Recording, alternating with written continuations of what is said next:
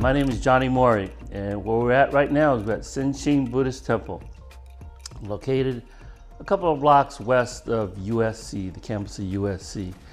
We've been here for over 70 years, and it is a Japanese American Buddhist temple.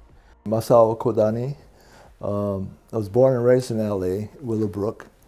Went to UC Santa Barbara, then to Japan, and then came back. I was assigned to this temple in 1968.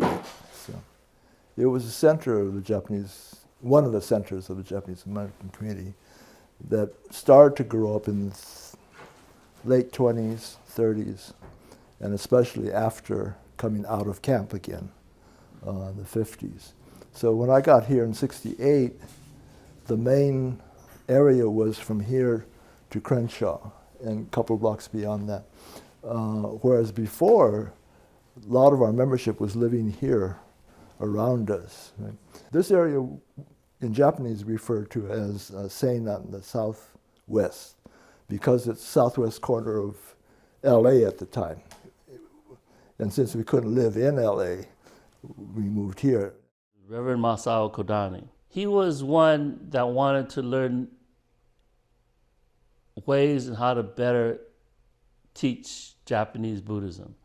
So then he thought about it, and he says, well, we could do it through music.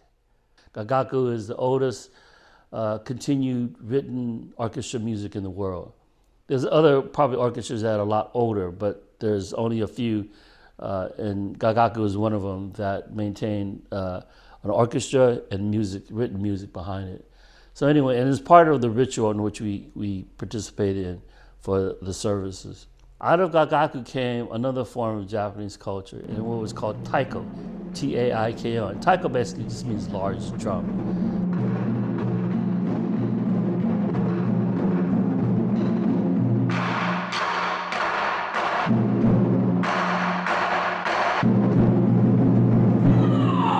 Japanese American Buddhists have no connections to roots in Japan as far as what we play and how we play it and our own choreography. So basically, we pretty much began a lot of the stuff here at Senshin. I must have been about 24, 25 years old when I first stepped into this temple. So this is where I met my husband. This is where we raised our children.